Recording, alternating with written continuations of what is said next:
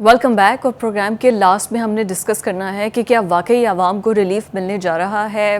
31 مئی کو پتہ چل ہی جائے گا, لیکن بخاری صاحب آئی تھنک سب ویٹ ہی کر رہے تھے کہ پتہ چلے کہ واقعی سچ میں کوئی پیٹرول کی قیمت پہ کوئی کمی ہو بھی رہی ہے. دیکھیں, جب وہ یہ خبر آتی ہے نا کہ جی سمری جو ہے فلاں تاریخ کو پہنچ جائے گی, اس کا بنیادی مقصد یہ ہوتا ہے کہ سمری بن گئی ہے. صبر کریں, آپ کے لیے اچھی خبر ہے. دوسری بات یہ کہ یہ اس لیے بھی ہے کہ انٹرنیشنل مارکیٹ میں آئل کی پرائسز بہت تیزی سے نیچے جا رہی ہیں.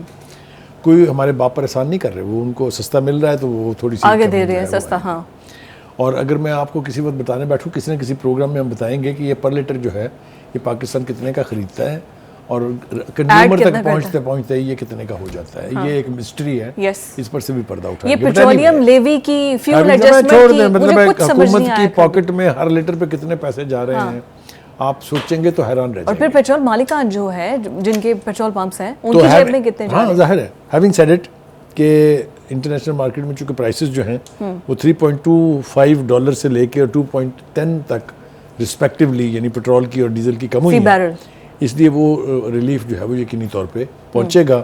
تو اس اعتبار سے یہ پیٹرول میں کچھ $6.50 اور ڈیزل میں $7.50 تک کمی کا امکان ہے. میں اس امکان کو یقینی کہہ رہا ہوں اس لیے کہ میں نے جیسا کہا کہ سمری جب بن جاتی ہے تو گورنمنٹ کے پاس چوائس نہیں ہوتی اس کو ریجیکٹ کرنے کی. قیمتوں میں اضافے کی سمری ریجیکٹ ضرور ہو سکتی ہے, کمی کی کوئی گورنمنٹ نہیں کرتی, بیکاز ہر گورنمنٹ چاہتی ہے کہ نیک نامی عوام کو ریلیف ملے, ان کے نام جو لکھی جائے. ایبسلیوٹلی.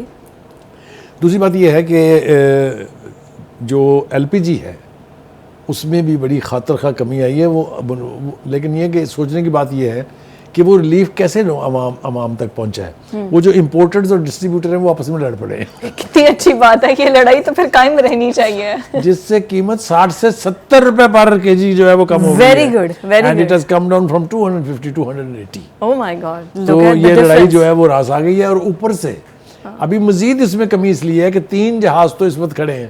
ہاں جی, اور ایک اور آ رہا ہے, تو پھر مزید اس میں کمی آئے گی پرائس میں. یہی وہ کام ہے لیکن جس ٹائم صلح ہو گئی PTI حکومت نے نہیں کیا تھا, ایڈوانس آرڈرز بک نہیں کرائے تھے. اور ایسا خوفناک کرائسس آیا تھا کہ آپ کو یاد ہے کیسے جھٹکے لگے تھے.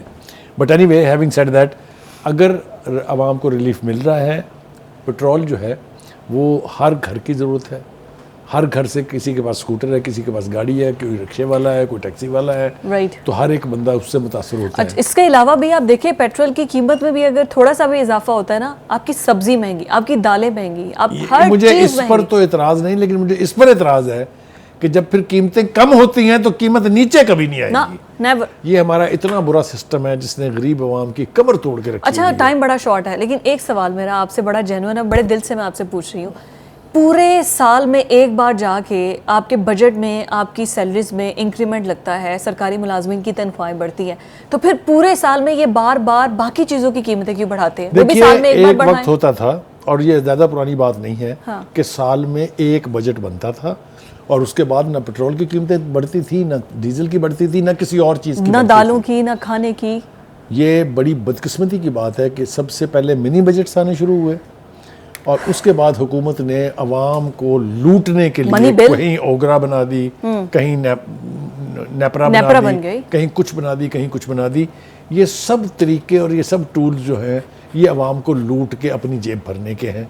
اب وہ میں نے کہا کہ یہ بحث پھر بہت زیادہ نہیں, اگر میرا تو یہ بڑا سالڈ آرگیومنٹس ہے کہ اگر آپ میں ایک بار تنخواہ میں اضافہ کر رہے ہیں, اصول یہ ہے, یو کین ناٹ ڈیئر. پوری دنیا میں یہ ہوتا ہے, اسی لیے منی بجٹ کو قرض کہا جاتا ہے کہ اٹ از اے قرض. اور پھر یہ جو پیٹرول کی قیمت جو 15 دن کے اوپر اب طے ہوتی ہے, یہ اتنا بڑا ظلم ہے. ہم توقع کرتے ہیں کہ میدان عمل میں چونکہ آ گئے نواز شریف صاحب, اور یہ بجٹ بھی ان کو آتے ہی سر پہ سر منڈواتے ہی بولے پڑے. اب ان کو بجٹ کی تیاری جو ہے اس کے عمل سے وہ میں شریک ہیں, تو وہ کوشش کریں کہ عوام کو ایک ہی دفعہ جھٹکا دے دیں جتنا بھی آپ نے دینا ہے, اور ساتھ ریلیف بھی دے دیں کہ ان کی تنخواہوں میں اتنا اضافہ ہو جائے کہ وہ سسٹین کر سکیں آپ کے وہ ساری چیزیں. بالکل ٹھیک ہو گیا. تھینک یو سو مچ بخاری صاحب. ناظرین, یہ تھا ہمارا آج کا پروگرام. کل آپ سے ملاقات ہوگی. اللہ حافظ.